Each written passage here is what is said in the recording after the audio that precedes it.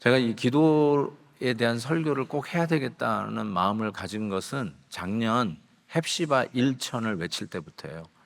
저희 교회가 교회의 역할, 특별히 우리 교회의 꿈과 비전, 다음 세대를 이어가는 이 꿈을 이어가기 위해서는 기도하는 교회가 돼야 되겠다 하는 확신이 있었고, 그 마음으로 Mighty God, Mighty Prayer라고 하는 교회 표어를 만들게 되었습니다. 그러면서 계속해서 이제 기도에 대한 설교를 해야 되겠다 하는데, 이제 야고보서 끝나면서 이 말씀을 좀 전하게 되었습니다. 실은 이제 교회 부흥에도 이제 지나가면서 저에게도 그렇지만 우리 목회자들에게도 굉장히 어떤 영적인 도전들이 많이 왔습니다. 이 기도해야 되겠구나. 은혜를 막 부어 주시니까 기도를 더 열심히 해야 되겠다고 하는 것이 더 이게 각오가 생겼어요. 그래서 제 마음에 우리 베델교회가 정말로 많이 모이는 교회 이런 거 자랑하는 교회가 아니라 기도하는 교회가 되었으면 좋겠다. 예수님께서 성전을 향해서 만민이 기도하는 집이라고 말씀하셨잖아요. 지나가는 사람이 우리 베델교회 건물을 보면서 여기는 기도하는 집이야. 좀 그런 이야기를 참 듣고 싶다. 그냥 모여가지고 그냥 소곤소곤 기도하는 그게 뭐가 대수인가 싶지만, 하나님의 역사, 하나님이 펼치시는 역사는 기도하는 사람을 통해서 이끌어 가시는 것이 하나님의 방법이었어요. 기도하지 않는 사람들에게는 하나님의 역사를 하지 않으세요. 성경을 통해서 아무리 살펴보고 또 역사 속에서 하나님이 쓰신 인물을 봐도 기도하는 자를 통해서 하나님이 당신의 뜻을 펼쳐가는 것을 보게 됩니다. 저 그런 확신을 가지고 기도에 대해서 우리에게 도전 주는, 그리고 제가 개인적으로 기도에 대해서 확신을 갖고 마음을 품었던 성경 구절들을 여러분과 함께 나누는 시간을 몇 주 동안 가지려고 합니다. 사도 바울이 한 기도입니다. 사도 바울이 그냥 간단하게 하나님 앞에 무릎을 꿇었다라고 하는 이 표현이 저에게 와닿았어요. 무릎을 꿇고 기도하는 것이 만만치 않은 시대. 요즘도 의자에 앉아서 기도하지 바닥에 앉아서 무릎 꿇고 기도하는 것이 쉽지 않습니다. 전 그래서 우리 교회 수양관이 좋습니다. 수양관에 가면 그냥 바닥에 무릎 꿇고 기도할 수 있는 기회가 주어집니다. 도대체 왜 바울은 무릎 꿇고 기도한다는 말을 했을까 생각을 하는데, 저는 그 의미가 두 가지라고 생각해요. 하나는 겸손한 태도라고 생각해요. 무릎을 꿇고 기도한다는 것은 하나님에게 겸손한 자기의 태도를 이렇게 가다듬는 모습이라고 생각해요. 서서 기도할 수도 있고요, 앉아서도 기도할 수도 있고, 심지어 누워서도 기도할 수는 있겠죠. 그렇지만 사도 바울은 무릎을 꿇고 기도한다는 것은 humble attitude, 겸손한 자세를 의미한다고 저는 생각해요. 그리고 또 하나는 무릎을 꿇는다는 것은 하나님 앞에 전적으로 의지한다는 뜻입니다. 전적으로 하나님 앞에 매달리겠다는 뜻입니다. 왜냐하면 하나님만이 이 기도에 응답해 주실 분이기 때문에 그래요. 그래서 utter dependence, 그게 무릎을 꿇는다는 겁니다. 우리가 왜 기도라는 주제를 가지고 말씀을 좀 들어야 되는가? 왜냐하면 기도가 생각만큼 그렇게 쉬운 일은 아니에요. 교회에서도 어떤 행사를 해도 제일 안 되는 행사가 기도하는 행사라고 하는 말이 있어요. 제가 매 주일 설교를요 한 10시간에서 15시간을 사용합니다. 이 한 편 설교를 위해서. 거의 변하지 않았어요. 제가 요령이 없어서 그런지 몰라도 좀 더 시간이 줄어들면 참 좋겠는데 그렇지 못하더라고요. 그런데 한 편의 설교를 해서 10시간, 15시간을 제가 쓰는데요, 10시간, 15시간 기도를 못해요. 그만큼 기도가 어렵다는 뜻이에요. 목회자인 저도 솔직히 여러분에게 고백하는데, 기도하는 시간을 뚝 잘라서 하나님 앞에 무릎 꿇는다는 이 기도가 왜 이렇게 힘든지, 쉬운 일이 아니에요. 그런 의미에서 도전이 되고, 그렇다고 해서 그냥 하지 말자 이런 말이 되겠어요? 기도하지 않으면 그 순간 죽는 건데, 기도를 쉬는 것이 죄라고 성경은 얘기하잖아요. 죄 짓는 건데. 그래서 우리는 좀 더 기도하는 자세로 하나님 앞에 무릎을 꿇는 교회가 되었으면 좋겠다는 소원을 가지고 말씀을 대합니다. 왜 우리가 기도하지 않을까 몇 가지 한번 이유를 좀 생각해 봤어요. 이유가 많이 있습니다. 아마 제가 더 많은 이야기를 여러분과 나눌 건데요. 그 중에 첫 번째는 스스로 문제를 해결할 수 있다고 믿는 사람은 기도하지 않습니다. 자기의 삶이 매니저블하다, somehow manageable, 그러면은 기도 안 해요. 제가 허리가 많이 안 좋았었잖아요. 2주 전에 일부 예배 오면서 내가 오늘은 일부 예배 끝나는 게 제 목표였어요. 근데 그때 좀 기억나시는 분이 있는지 모르죠. 우리 목사님 두 분이 해서 안수기도 받고 그 자리에서 낳고 2부 3부를 다 설교를 다 했어요. 제가 그 기도의 어떤 능력을 이렇게 체험하게 되었는데, 일어나지를 못하면 하나님 앞에 기도를 하게 돼 있어요. 해결이 안 돼요. 일어나지를 못해요. 허리 아프셔 보면 아시잖아요. 그런데 약을 먹고 somehow pain을 manageable 하잖아요. 그럼 기도 안 해요. manageable 하다, 내 인생이 manageable 하다, 그럼 기도 안 합니다. 그런데 실은 여러분 manageable 해서 이 자리에 온 것 같지만 하나님께서 여러분의 신경 하나 뽑으면 전부 다 식물인간 되는 건 아시죠? 우리가 totally 하나님 앞에 depend, 의존되어 있는 존재라는 것을 때로는 하나님이 가르쳐 주세요. 우리가 몰랐을 뿐이지. 그래서 허리를 한 방 치시니까 나도 주여라는 소리가 저절로 나. 일어나면서 주여야. 예. 그러니까 여러분, 자기 인생이 매니저블 하다고 하는 사람은 기도 안 합니다. 무릎을 꿇지 않아요. 살만하면 기도 안 해요. 근데 원래 우리가 하나님 앞에 의지해야 사는 거거든요. 근데 자기가 스스로 살만하다고 생각하고 착각하고 기도를 하지 않습니다. 두 번째는 자기가 도덕적으로 별 하자가 없다고 생각하는 사람 기도하지 않습니다. 이 말은 뭐냐면 내가 그렇게 못된 사람이 아니라는 거예요. 내가 남에게 뭐 사기를 치거나 남에게 해를 끼치는 사람이 아니라 교육을 잘 받았어요. 그래서 somehow 그냥 이 도덕적으로도 큰 문제가 없어요. 이게 착한 사람들이에요. 쉽게 얘기해서 착한 사람들인데 이게 어디까지 가야 되면 신학적으로 얘기하면 나는 하나님의 구원이 필요한 죄인인 거를 자각하지 못하는 사람. 하나님이 나를 구원해 줘야 된다는 것, 죄로부터 나를 건져내야 산다는 이 사실을 깨닫지 못하는 사람, 하나님 앞에 의지하면서 기도를 할 수가 없죠. 나 근사하게 살고 있어. 뭐 하나님 앞에 읍소를 할 이유가 뭐가 있나? 그런 사람 기도하지 않습니다. 세 번째는 보이는 것이 전부라고 생각하는 사람도 기도하지 않습니다. 여러분은 알다시피 보이지 않는 세계가 보는 세계보다 훨씬 큽니다. 그렇죠? 우리가 보는 이게 전부가 아니잖아요. 이 교회 밖이 훨씬 더 크죠. 꼭대기 산에 올라가서 내려다보는 와 대단하다 크다라고 할 수 있지만 그것도 보이지 않는 세계하고 비교하면은 비교가 되지 않습니다. 영적인 것은 어떨까요? 실은 영적인 것은 더 큽니다. 하나님은 우주보다 더 크신 분이에요. 그 하나님께서 이 세상을 창조하셨어요. 하나님은 보이지 않습니다. 근데 보는 것이 전부라고 생각하는 사람, 어쩌면 이분들도 부지런한 사람이에요. 보는 게 전부니까 있는 그대로를 다 운명같이 팔자련이 하고 받아들이는 사람이에요. 그래서 뭔가 바꾸려고 하지 않아요. 뭐 이게 전부인데 뭐. 그렇지만 보이지 않는 영적 세계가 더 크다는 걸 아는 분은, 그리고 이 역사의 배후에 하나님이, 보이지 않는 하나님이 계시다는 걸 인정하는 분은 기도하죠. 그런데 보이는 게 전부라고 생각하는 사람은 절대로 그 하나님 앞에 기도하는 무릎을 꿇지 않을 겁니다. 마지막으로 생각해 볼 거는 무릎 수술한 사람도 기도하지 않다고 생각합니다. 우리 어머니가 무릎 수술했거든요. 무릎을 못 꿇어요.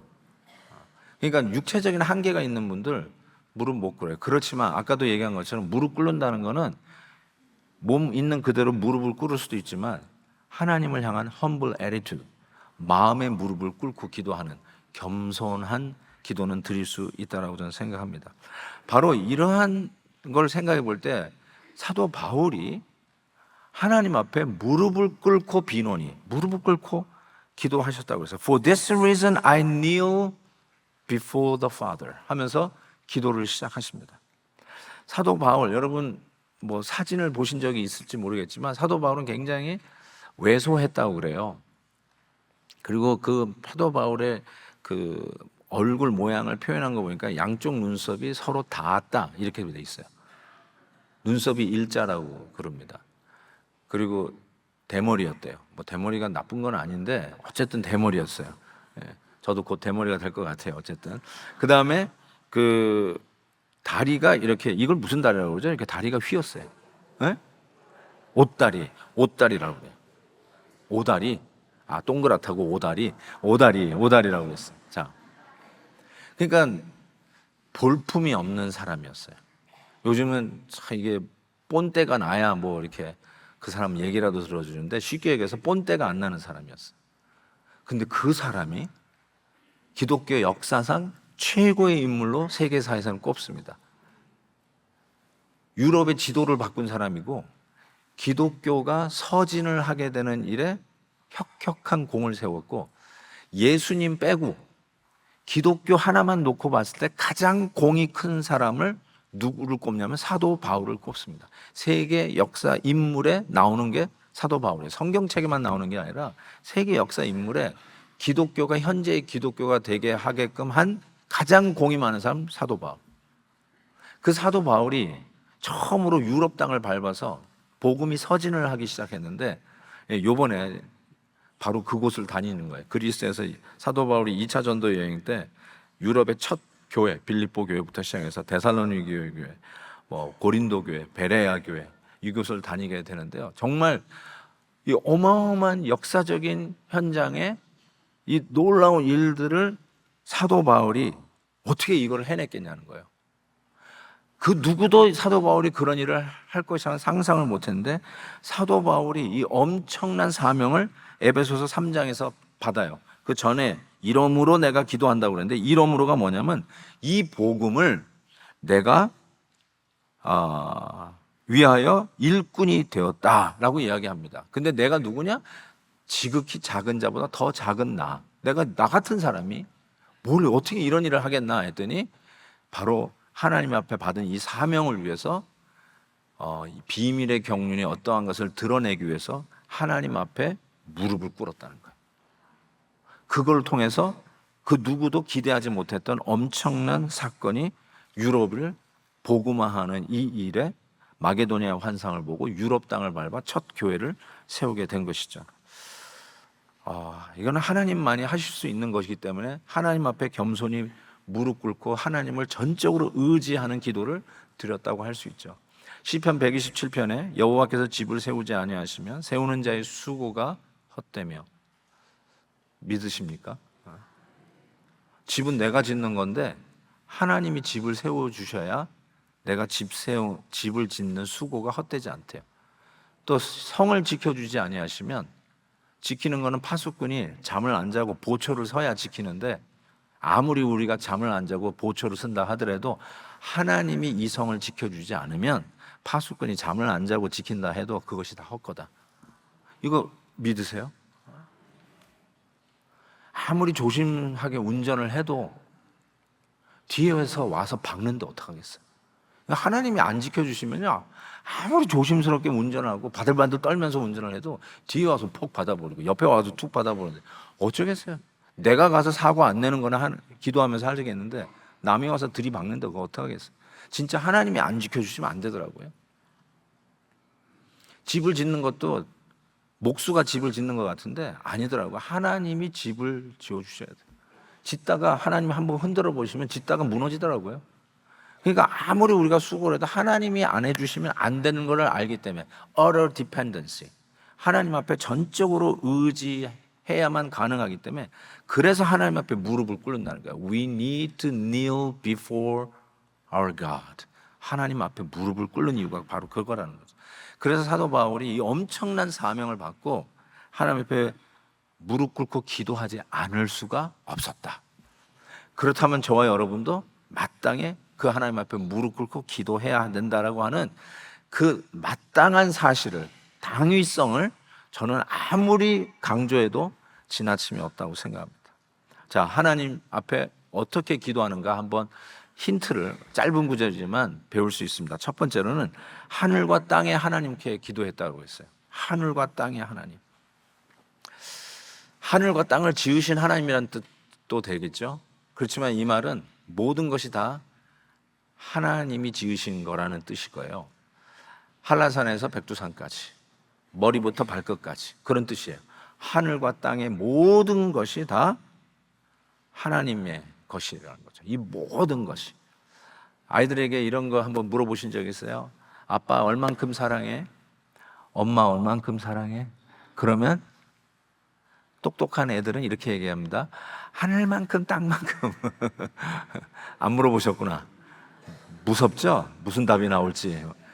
얼만큼 사랑해? 하늘만큼 땅만큼. 그게 뭐예요? 그게 사이즈예요. 맥시멈 사이즈로 사랑한다는 뜻 아니겠어요? 하나님의 하늘과 땅의 하나님, 하나님 사이즈가 맥시멈 사이즈라는 뜻이 아니겠습니까? 자유의지, free will, 이게 굉장히 신학적으로 토론이 되기 좋은 주제 아니에요. 우리에게 free will이 있는가? 아니면 예정, 이미 다 정해져 있는가? 이거 가지고 막 갑론을박 하잖아요. 2000년 동안 계속해서 갑론을박 하는데 500년 전에 마틴 루터가 에라스무스하고 이 자유 신학자하고 프리 윌에 대해서 막 서로 얘기를 하다가, 아주 유명한 얘기예요. 하다가 마틴 루터가 에라스무스에게 이렇게 얘기했어요. Your God is too small. 네 하나님은 너무 작다. 이렇게 얘기했어요. 제가 여러분에게 똑같이 한번 묻고 싶어요. How big is your God that you pray? 기도하는 여러분의 하나님은 얼마나 큰지 한번 묻고 싶어요. 하나님의 사이즈는 하늘과 땅이에요. 맥시멈이에요. 그런데 우리의 기도를 가만히 들어보니까 so small, so small. 너무 작아. 하나님이 이따만한데 요따만해. 기도는 말이 약간 이상한데 이따만한 하나님 앞에 요따만한 기도를 한다는 거죠. 그래서 여러분에게 도전하고 싶어요. 기도 사이즈를 늘립시다. 한번 가만히 생각해보세요. 내 기도 사이즈가 요만한지 이만한지, 하늘과 땅 사이즈인 하나님 앞에 어떤 기도를 하는지. 제가 이거 간증하라고 하나님께서 시킨 것 같은데, 일부 예배 2주 전에 기도하고 도저히 다음 예배를 못 가겠다 생각을 하고 있는데, 설교하고 나서는 갑자기 그 마음이 들었다고 그랬잖아요. 그래서 마지막 찬양하고 끝나야 되는데 여기 박경철 목사하고 이쪽에 정승락 목사에 앉아 있는 거 보고 올라와서, 제가 그때 복대를 하고 있었잖아요. 이거 여기다 놓고 좀 기도 좀 해라. 그리고 여러분도 기도하십시다 그랬는데, 제가 들어보지 못한 함성과 같은 기도로 여러분이 저를 위해서 기도해 주셨는데, 기도를 막 하다가 갑자기 제가 내가 미쳤구나 이랬어요. 이거 안 나면 이게 무슨 창피냐. 대놓고 기도해야잖아요, 여러분. 이거는 바로 아는 거 아니에요. 그냥 속이 안 좋은데 기도해 주세요. 이거는 낫다고 그러면 되잖아요. 누가 어떻게 알겠어요? 근데 이거 허리는 이거 기어 올라왔는데 뛰어 내려가야 되는데 이거 큰일 났다 그러는데, 기도하다가 하나님 내가 정신이 나갔군요. 그러면서 하나님 체면 좀 살려주세요 하는데, 진짜 그 기도를 하는 순간에, 아찔한 순간에 여기서 불이 나더라고요, 허리에서. 알았어요. 만져주시는 거. 제가 그래서 낫다고 그렇게 얘기했는데 계속 지금도 물어봐. 허리가 괜찮냐고. 낫다니까요. 낫어. 할렐루야. 낫다니까. 안 그러면 제가 집회를 갈 수 있었겠어요? 여러분, 하나님 앞에 기도를 사이즈를 여러분이 알고 기도하셔야 돼요. 하나님은 하늘과 땅 사이즈예요. Pray big and pray bigger. 더 큰 기도 하나님 앞에 들으세요. 이번에 제가 집회했던 교회가 106년 된 교회예요. 소위 이승만 대통령이 개척한 교회예요. 우리 건국 대통령 이승만 대통령이 시작한 교회예요. 우리 최초의 이민교회, 미국의 이민교회가 하와이에서 세워졌는데 그게 121년 됐어요. 작년이 120년이었는데 거기 그 최초의 교회를 섬기시다가 우리나라 건국 대통령이 제가 요번에 집회한 교회를 개척을 했어요. 그래서 이제 1919년 3월 1일이 김인현 3.1 운동을 한 날 아니에요? 그 전에 18년에 세워졌어요. 그러니까 지금 106년 된 거예요. 그러면서 진짜 나라를 살리는 교회가 돼야 된다, 이런 뜻을 가지고 이제 어떤 목사님이 개척했다기보다 이승만 대통령이 개척을 한 건데, 제가 요번에 가서 알았는데 그 최초의 그 교회에 이승만 대통령이 한 5년을 섬기셨대요. 그때 이제 목사님이 없으면 예를 들어서 우리 같이 이렇게 뭐 다른 목사님도 같이 있어가지고 제가 없을 때 지난주 강솔로몬 목사님 설교하듯이 이렇게 부목사님 설교하는 게 아니라 그 중에 설교할 수 있는 사람인데 그때 이승만 대통령이 설교를 했다고 그러더라고요. 그러면서 이제 나라를 살리는 교회를 위해서 특별히 그 교회를 개척을 하게 되었는데요. 제가 요번에 가서 좀 본 게 뭐냐면 예배를 드리는데 찬송을 영어, 한국말로 다 불러요. 1절을 한국말로 하면 2절은 무조건 영어야. 뭐 아무도 그런 얘기 하는 사람 없는데 다 그래서 보니까 전부 다 양쪽 다 하고 광고도 한국말로 하고 영어로 하고 그냥 자연스럽게 이게 모든 게 되더라. 아주 자연스러웠어요. 뭐 이게 동시통역 이런 게 아니라 아주 자연스러웠어요. 제가 정확하게 어제 우리가 드렸던 오이코스 예배가 그런 예배거든요. 내가 그렇게 자연스러운 예배를 드리고 싶어요. 우리 다음 세대들과 함께 있을 때 여러분 집에 자녀들이 영어하는 자녀들이 여러분 집에서 살고 있는데 부자연스럽습니까? 아니잖아요. 자연스럽잖아요. 여러분은 한국말로 하고 애들은 영어를 했는데 서로 다 알아들어. You wanna eat? 밥 먹을래? 다 알아들어. 뭘로 해도 다 알아들어. 그렇잖아요. 그런 것처럼 저는 오이코스 예배를 디자인을 하고 그렇게 나가야 된다 생각했거든요. 그러면서 했는데 그 교회가 그렇게 하고 있는 거야. 106년 된 교회 그렇게 하고 있더라. 그리고 이제 식사를 하는데 그 교회 리더도 우리 식으로 얘기하면 우리 교회 장로님들이죠. 이게 얘기하는데 그분들이 전부 다 영어를 하는 거예요. 보니까 4세야. 이민 4세. 그리고 그 주일학교 아이들이 다 이민 5세야. 이민 5세가 지금 교회 학교를 다니고 있는 걸 본 거예요. 우리 교회가 앞으로 한 40년, 50년 후에 될 모습을 제가 보게 된 거예요. 우리 교회가 우리 세대 그리고 단 요 다음 세컨 제너레이션까지만 섬기고 문을 닫는 교회가 아니라 앞으로 100년, 200년을 볼 수 있는 현장을 보고 온 것 같아요. 그러면서 야 다음 세대 살리는 거 이거 하나님이 주신 꿈이고 비전이 맞다라는 생각을 했어요. 제가 지난 10년 동안 우리 영어 사역자들하고 계속 나눴던 얘기가 이거였어요. 지금 독립돼 있습니다. 여러분 그 교회도 담임 목사가 있어요. 우리 바로 옆에 우리 댄남 목사가 담임 목사예요. 근데 그 전부터 계속 했던 게 뭐냐면 우리가 사역적으로 재정적으로 서로 독립적으로 운영을 하더라도 한 가지 우리가 동의해야 독립한다는 게 뭐냐면 우리가 교회 학교는 하나로 한다. 다음 세대는 같이 키운다. 당연히 따로따로 우리 독립이니까 우리 따로따로 운영하자. 아니에요. 우리는 같은 캠퍼스에서 교회 학교는 하나로 운영한다. 그래서 다음 세대를 우리 같이 키워낸다. 이걸 동의하면 독립시켜주고 아니면 안 해거든요. 그걸 누누이 얘기했는데 이게 맞아 떨어진 것 같아요. 그리고 제가 이렇게 얘기했어요. 앞으로 이민은 준다. 이민 줄어요. 캘리포니아만 빼고는 다 줄었어요. 그리고 팬데믹 때 미국의 그 한인교회가 100개 이상이 다 닫았어요. 줄어요. 교회는 줄어. 그래서 제가 이렇게 얘기했어요. 다음 세대는 더 잘하니까 앞으로 20년 후에는 본당을 바꾸자. 제가 그랬어요. 아멘 하는 사람이 하나도 없네요. EM이 여기 와서 예배드리고 우린 줄 거니까 우린 저기 가서 예배드리고 지금은 우리가 EM을 업고 왔지만 20년 후에는 당신들이 우리를 업고 가라. 제가 그렇게 얘기했어요. 그런데 이거가 그냥 저의 생각 속에 있었는데 이번 106년 된 교회 가서 보니까 보이는 거예요. 예배를 바일링구얼리 전혀 문화, 언어 충돌 없이 예배를 자연스럽게 드리고 그리고 했더니 교회 리더십은 전부 영어권이야. 4세야 4세. 되는구나. 하나님이 이걸 보여주셨어요. 그래서 제가 다음 세대를 위해서 더 기도하게 되었고요. 하나님이 주시는 은혜가 얼마나 컸는지 몰라요. 조금 이따 또 나눠드릴게요. 여러분 기도 하나님 사이즈로 하세요.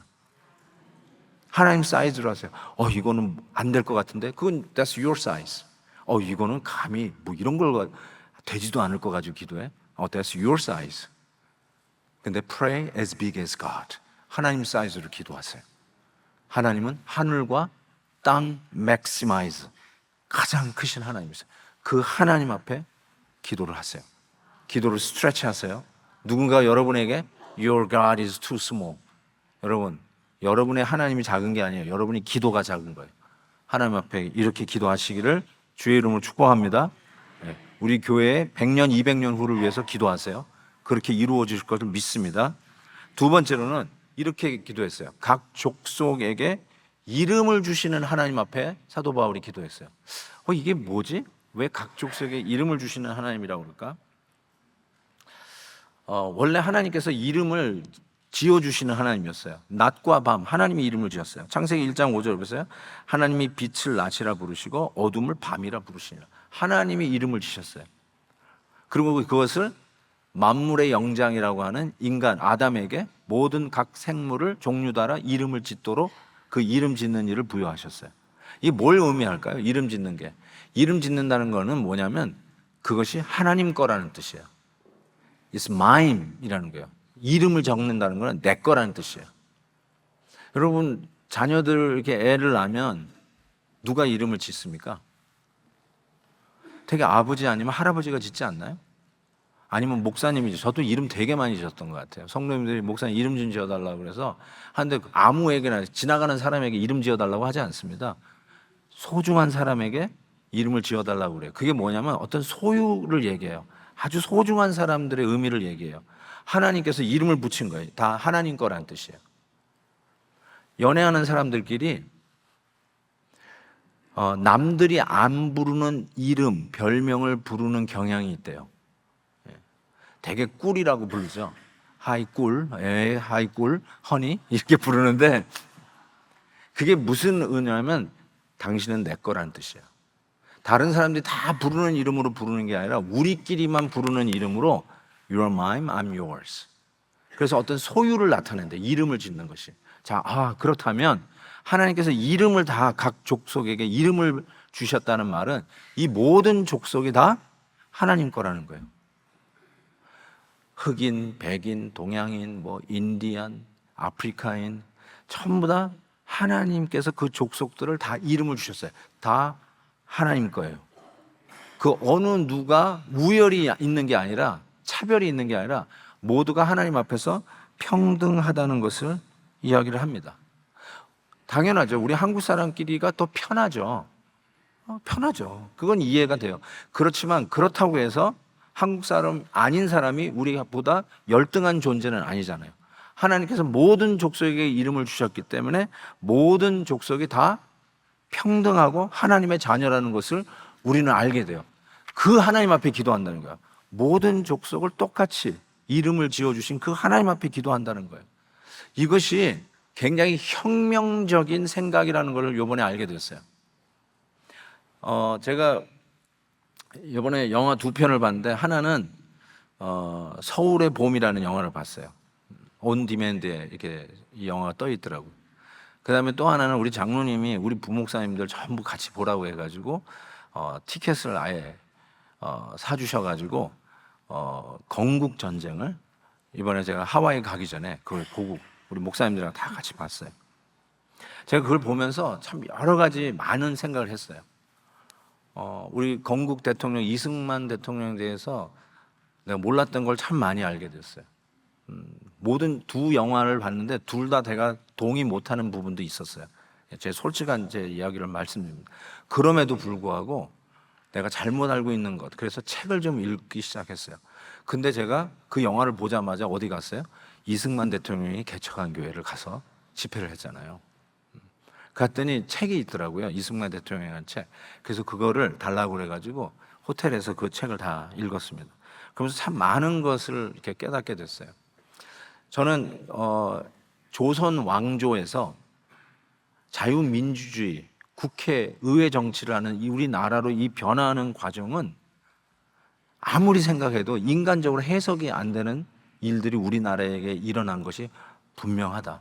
이거는 사람이 그렇게 하려고 해서 되는 게 아니라는 생각을 했어요. 여러분, 우리 한국 사람들은 좀 앉아서 얘기하다 보면 그냥 몇 분 안 가서 꼭 나오는 질문이 있어요. 어디 김 씨세요? 어디 박 씨세요? 이게 꼭 나와요. 어디 파세요? 이게 나와요. 그러면 양반이시네요. 아니 아직도 21세기 뭐 양반 이런 걸 따져요? 우리는 한국 사람이요 그거를 지금도 그것도 이 억만리 미국까지 와서도 어디 김씨냐를 따져요. 저가 어디 김씨라고요? 예. 어떻게 그거 아세요? 영문김씨예요, 영문김씨. 자, 제가 왜 이 말씀드리냐면 우리나라는 그 조그마한 땅덩어리, 그것도 반토막, 유일하게 분단된 나라, 이 세상에서. 분단된 나라가 우리나라뿐이 없어요. 그 조그마한 땅덩어리, 거기에서 경제 10위권 안에 있는 어마어마한 나라로 변모되어 있는 우리나라, 그리고 왕이 다스리는 정치에서 민주주의 정치로 변한 나라, 그리고 아까 장로님도 말씀 기도 중에 했지만은 수혜국에서 시혜국으로 바뀐 유일한 나라. 이게 아직까지 이런 나라가 역사 속에 없어요. 한 세기에 없는 게 아니라 지난 1000년 동안에 이런 나라가 없어요. 도움을 받던 나라가 도움을 주는 나라로 변한 나라가 히스토리에 없어요. 우리나라가 유일해요.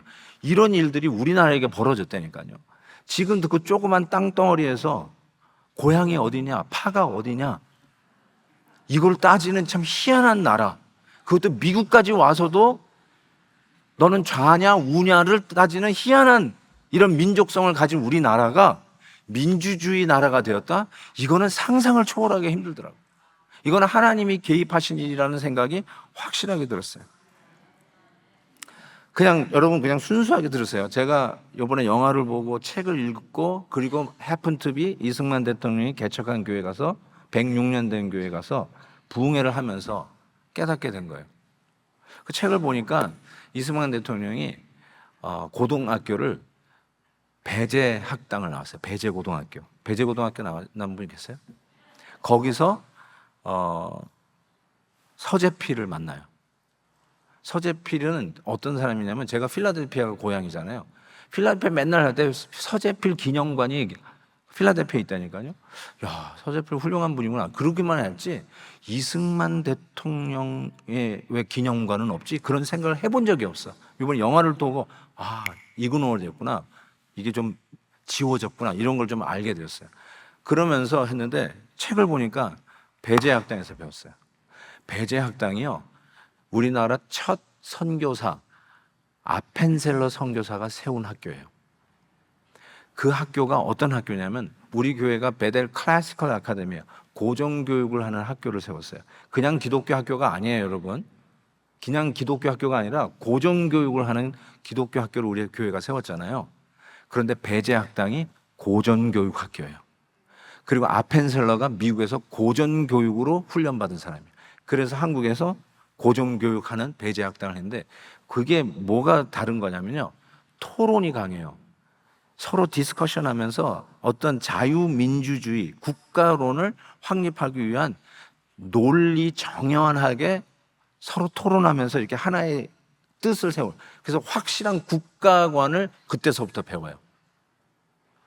그러니까 이 나라가 앞으로 이런 민주주의가 돼야지 소망이 있다는 것을 일찍 자각하는 천재였어요.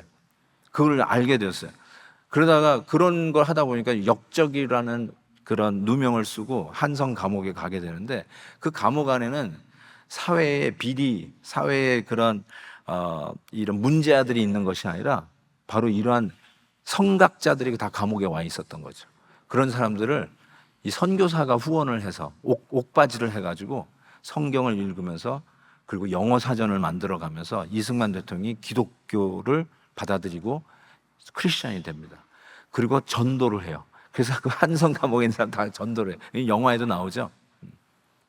그래서 그 당시 제가 일부 때 좀 통계가 잘못됐다고 장로님이 고쳐주셨는데, 어쨌든 기독교인이 그 당시 한국의 1%도 안 되는 그 인구를 가지고 김인현 독립선언문 사인한 사람이 33인 중에 16명이 기독교인이었어요. 그 많은 사람들이 한성 감옥 출신이에요. 이거를 우연이라고 이야기할 수 있나요? 하나님께서 한 사람을 기독교인으로 바꾸고 새로운 아주 건강한 국가관을 가지고 교육을 받고, 그래서 하와이에서도요, 제가 보고 왔습니다. 그 첫 이민자가 102명이 첫 이민 120여 년 전에 온 거예요. 미국에, 하와이에 사탕수수 그 공장에 왔는데 그 중에 60명이 크리스천이었어요. 인천 내리 감리교에서 왔어요. 반을. 그러니까 그 사람들이요, 하루 일당이 1불도 안 되고 몇십 전이었던 그때 2,000불의 헌금을 모아서 교회부터 짓습니다. 그 다음에 한 게 뭔지 아세요? 학교를 짓습니다. 이승만 대통령이 교육에 목숨을 걸었어요. 앞으로의 우리나라의 소망은 인재를 키워내는 것이다. 그래서 남녀공학, 여자들은 공부 안 해도 된다고 하던 시대였잖아요. 남녀공학에서 여자가 교육을 받아야 된다. 그래서 시작을 하게 된 거예요. 자기가 배제학당에서 배웠거든요. 내일의 소망은 이 일을 해야 된다. 야, 나는 이걸 보면서 와, 어떻게 지금도 조그마한 나라 지역적이고 지금도 파가 어디세요? 라고 얘기하고 지금도 어느 지방, 어느 고향 이거 가지고 좌와 우가 갈리는 참 희한하게 디비전이 많은 우리나라가 어떻게 이런 나라가 될 수 있었을까? 이거는 틀림없이 하나님이 간섭하시고 하나님이 역사하신 거예요. 그래서 서양 사람을 벽 안의 귀신이라고 그래요. 벽, 푸를 벽자에다 눈 한자. 눈이 파란 귀신이라고 이야기하면서 남의 것을 받아들이기 싫어하고 쇄국 정책을 지키는 우리나라가 어떻게 이런 나라가 됐냐는 말이죠. 제가 어느 목사님이 이메일이 왔는데 보니까 한오바 한인교회, 한오바 교회 목사님이라고 이렇게 연락이 왔어요. 그래서 이게 뭐지? 그랬는데 한오바 교회가 영국에 있는 교회예요. 제가 이제 다음 달인가 영국에 목사님들이 초대해가지고 목사님들 워크숍을 하러 가는데 그러면서 그때 뵙겠다고 그러는데 보니까 한국의 최초 선교사, 한국 땅은 밟지 못했지만 대동강에서 복음 전하고 배에서 순교당한 토마스 선교사가 한오바 교회 파송 선교사예요. 근데 한오바 파송교회 담임 목사가 한인이 됐어. 그 목사님이 나한테 이메일 오면서 요번에 오면 보자고 그러시더라고. 그래서 내가 가만히 생각하면서 이게 어떻게 가능한 일이지? 인구당 가장 많은 선교사를 보낸 나라가 됐어요. 우리나라가. 명수로 얘기하면 미국 다음 2등이고 브라질이 3등이에요. 때로는 브라질이 2등을 할 때도 있었는데 다시 우리가 또 추격해서 2등이 됐어요. 그렇지만 인구당, 크리스찬 명수당 선교사 파송은 우리가 단연코 1등이에요. 미국보다도 앞서요. 어떻게 우리나라가 파란 눈을 가진 사람을 가지고 귀신이라고 이야기하던 우리나라가 세계 방방곡곡에 가장 많은 선교사를 파송한 나라가 되었느냐? 어떻게 됐느냐? 성경을 믿었기 때문에 그래요. 하나님이 어떤 하나님이냐? 각 족속에게 똑같이 이름을 지어주신 하나님인 걸 믿었기 때문에 그래요. 그래서 우리가 문을 열고 복음을 전하기 위해서 그것이 어디든지 태국이든지 어디든지 캄보디아든지 저 키르기스탄이든지 조지아든지 어디든지 하나님의 복음을 들고 가는 나라가 된 것이죠. 이 기독교 사상이 우리나라의 운명을 바꿔버렸고 현재 우리가 누리고 있는 이 모든 복이 여러분 제가 이승만 대통령 공과 과를 다 압니다. 실은 과만 알았어요. 저는 과만 알았는데 한 사람을 바꿔버리시더니 한 사람을 제대로 기독교관으로 배우게 하더니 우리나라가 왕정 정치에서 민주주의 정치로 바꾸고 첫 의회를 기도하면서 시작하는 나라가 되었다는 거. 이건 아무리 해봐도 사람이 해석할 수 없는, 하나님이 간섭하지 않으면 될 수가 없고 그 나라가 경제 대국이 되더니 세계에 가장 많은 선교사를 파송하는 나라가 된 거. 이걸 어떻게 여러분이 해석하시겠어요? 하나님이 우리나라에게 이 믿음의 복을 주셔서 모든 나라 사람들이 각 족속에게 이름을 주신 하나님인 걸 믿었기에 선교사로 보낼 수 있었던 나라가 된 것이죠. 우리 베들교회가 지금도 얼마나 많은 선교지 나가요. 작년에도 20몇 팀이 나가고 올해도 지금 단기 선교 여전히 파송하려고 준비하고 있지 않습니까? 시간이 너무 갔네요. 이 얘기하다가 마지막으로 빨리 끝내겠습니다. 또 누구에게 기도하냐면 아버지 앞에 기도했어요. 그 크신 하나님이요, 바울이 뭐라고 무릎 꿇게 하냐면 아버지 앞에 기도한다고 했어요. 그 크신 하나님이, 전능하신 하나님이 He's my father, 내 아버지라는 거예요. 여러분, 누구에게 어려운 부탁을 할 때 우리가 얼마나 힘듭니까? 아쉬운 얘기를 할 때 얼마나 혹이라도 예의에 벗어날까 봐 옷도 제대로 입고 그냥 굉장히 조심스럽게 다가가가지고 부탁을 하잖아요. 그런데 하나님 사이즈의 그 사이즈의 기도를 하는데 그 기도를 하는 대상이 누구냐? 우리 아버지라는 거예요. 저는 이것이 너무나도 소중한 메시지라고 생각합니다. 어떻게 우리가 그 하나님을 아버지라 부를 수 있게 됐는가? 이러므로 하면서 무릎 꿇고 기도한다고 그랬는데, 이러므로 이전에 본문의 내용을 받아서 하는 건데 뭐라고 하냐면요, 너희가 외인도 아니요, 에베소 2장 19절, 오직 성도들과 동일한 시민이요 하나님의 권속이라. 너희는 사도들과 선지자들 터 위에 세우심을 입은 자라. 예수 그리스도께서 친히 모퉁이돌이 되셨느니라. 그의 안에서, 예수 그리스도 안에서 우리가 건물마다 서로 연결되어 주의 성전으로 되어가고 너희도 성령 안에서 하나님의 거하실 처소가 되기 위하여 예수 안에서 함께 지어져 가느니라. 예수 안에서 우리가 하나님을 아바, 아버지라 부르는 자가 되었다라고 하는 말이죠. 그래서 갈라디아서 4장에 너희가 아들임으로 하나님이 그 아들의 영을 우리 마음 가운데 보내사 아빠, 아버지라 부르게 하셨느니라. 많은 성경학자들이 이게 헬라어로 아바, 아버지 이렇게 돼 있어요. 그런데 이걸 아빠로 우리가 새 성경이 다 번역을 바꿔버렸잖아요. 아빠. 그걸 굉장히 못마땅하게 생각하는 성경학자들이 많아요. 왜냐하면 너무 되바라지게 했다는 거예요. 아빠? 어떻게 크신 하나님 앞에 예의도 못 갖추게 아빠라고 하냐. 그렇게까지 비판을 받을 정도인데, 여러분, 그래도 저도 뭐 솔직히 우리 아버지를 아빠라고 부른 적이 없어요. 어려워요, 아버지라는 말이. 그럼에도 불구하고 아바, 아버지, 아빠라고 번역한 이유가 뭐냐면, 그 크신 하나님이 우리가 예의를 갖추고 뭐 이렇게 좀 서로 나름대로 크레딧이 있어야 가서 얘기하는 분이 아니라 정말로 우리가 그 기도를 자신 있게 나아가 기도할 수 있는 아버지라는 것이에요. 그 아버지 앞에 기도하는 거예요. 가끔 친구들이, 야, 네 아버지, 넌 좋은 아버지 둬서 좋겠다. 너 사업하려면 아버지가 돈 턱턱 내주고, 야, 넌 그렇게 일도 안 하는데 뭐 맨날 렌트비 다 대주고 먹고 사는 거 다 네 아버지가 대주고 넌 참 좋겠다. 나도 그런 아버지 있으면 좋겠다라고 가끔씩 얘기하는 분 있죠. 예, 어제 그렇다 치십시다. 자, 그런데 뭐야, 그렇게 부러워하는 거 괜찮아요. 그런데 우리는 그런 거 부러워할 정도가 아니라 전능하신 그 하나님이, 온 우주 만물을 말씀으로 창조하신 그 능력의 하나님이 우리 아버지예요. 그분이 우리 아버지라니까. 예? 뭐 돈 많은 아버지 부러워할 필요 없이 그 하나님이 우리 아버지라니까요. 그거 놓고 우리가 기도할 수 있다는 거예요. 제가 하나님 말씀 묵상하다 깨닫는 게, 하나님의 눈높이는 우리의 기도 무릎 높이다라는 걸 깨달았어요. 우리가 기도의 무릎을 딱 꿇을 때 그 전능하신 하나님이 우리 아버지예요. 그래서 뭘 부탁하려고 우리가 쭈삣쭈삣 할 때 눈높이를 우리 기도 무릎에 맞춰주시는 분이 우리 하나님 아버지세요.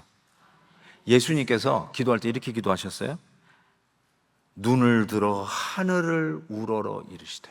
예수님은 하늘을 우러러 보셨어요. 근데 우리는 무릎을 꿇고 기도해요. 그런데 무릎을 꿇고 기도하는데 하나님이 우리에게 그 기도 무릎 높이에 눈높이를 맞추셨어요. 왜요? 예수님이 하늘을 우러러 기도하셨어요. 이게 무슨 말이냐면, 예수님께서 우리의 죄를 대신 담당하여 십자가를 지심으로 말미암아, 잘 들으세요, 죄인들이 무릎 꿇고 기도하는 그 사람인데 그 크신 하나님이 내려오셨어요. 우리의 눈높이에 맞추셨어요. 귀를 기울이세요. 신음하는 소리에도 응답하시는 그 하나님이 되셨다는 소리예요. 감히 올려다볼 수 없는 그 거룩한 하나님을 우리는 아바, 아버지라고 부르었어요.